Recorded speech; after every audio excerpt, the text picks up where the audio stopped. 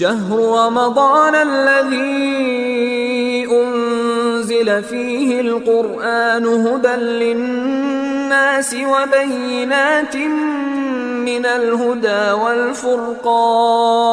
Bismillahirrahmanirrahim. Alhamdulillahilladzi anzala ala abdihil kitaba wa lam yaj'al lahu iwaja. Alhamdulillahilladzi ja'ala syahra ramadana syahrun mubarak alladzi unzila fihi al-Qur'an hudan lin-nasi wa bayyinatin minal huda wal furqan. Qala Allah Ta'ala fi kitabihil aziz, kitabun anzalnahu ilaika mubarak liyadabbaru ayatihi wa liyatadzakkara ulul albab. Kaum muslimin yang berbahagia, bulan Ramadan adalah bulan diturunkannya Al-Quran, yang dimana bulan ini adalah bulan yang sangat diberkahi oleh Allah karena diturunkan Al-Quran di dalamnya. Maka tanda keberhasilan Ramadan seseorang tergantung bagaimana interaksinya dengan Al-Quran. Kita mendengarkan dan sudah sering mendengarkan bagaimana para ulama terdahulu menghatamkan Al-Quran berkali-kali di bulan yang mulia ini.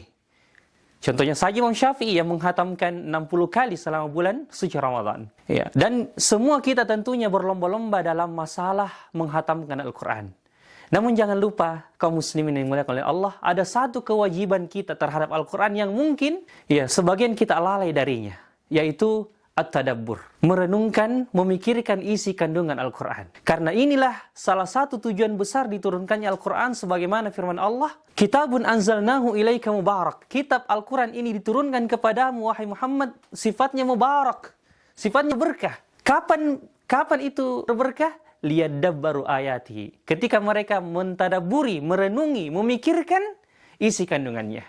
Wal yatadzakkarul albab, dan orang-orang yang berakal mengambil pelajaran. Maka kaum muslimin yang dimuliakan oleh Allah, tadabbur Al-Quran sangat mempengaruhi kondisi jiwa seseorang, apalagi bulan diturunkannya Al-Quran. Oleh sebab itu, targetkan di dalam hari-hari Ramadan kita yang mulia, bagaimana di samping kita memiliki target menghatamkan Al-Quran, kita punya target untuk mentadabburi isi Al-Quran. Dan bagaimana hakikat tadabbur yang sebenarnya? Apakah kita hanya sekedar merenungi, memikirkan, dan setelah itu selesai? Berkata ulama kita bahwasanya hakikat tadabbur itu adalah ketika kita memikirkan, merenungkan isi kandungan Al-Quran, lalu berbuah setelahnya amalan. Bagaimana Al-Quran itu mempengaruhi hidup kita sehingga menjadi solusi di setiap masalah yang kita lewati dalam kehidupan.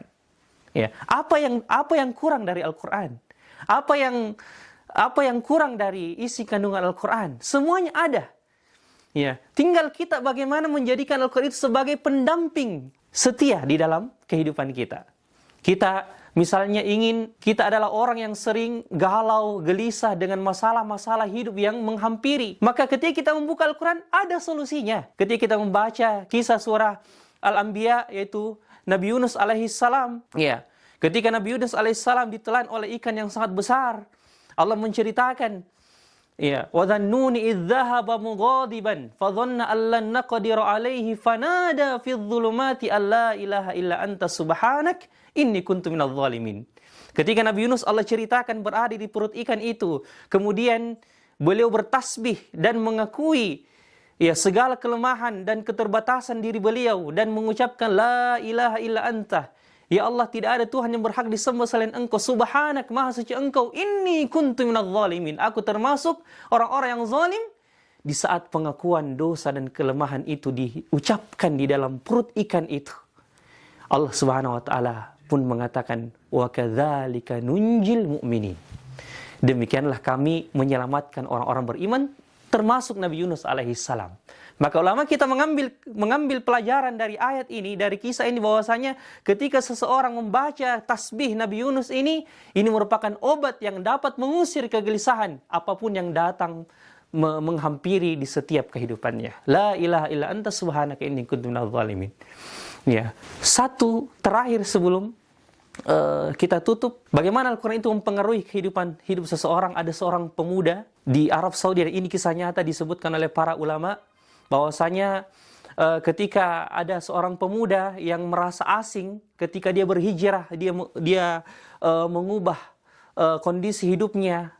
Dari tadinya dia berada dalam keburukan, dia menjadi lebih baik, menjaga sholat, menjaga majelis ilmu. Lantas dia merasa asing di jalan hijrah itu, karena banyaknya cemoohan, banyaknya mungkin orang-orang yang menganggapnya asing, bahkan mencelanya mungkin. Lantas kemudian dia hampir saja kembali kepada kebiasaannya yang buruk, kebiasaannya yang dulu. Tapi ketika dia membuka Al-Quran, membaca firman Allah Subhanahu wa taala, "Wallahu yuridu ayyatuba 'alaikum wa yuridu alladhina yattabi'una syahawati an tamilu mailan 'azima." Allah menginginkan taubat bagimu, ya.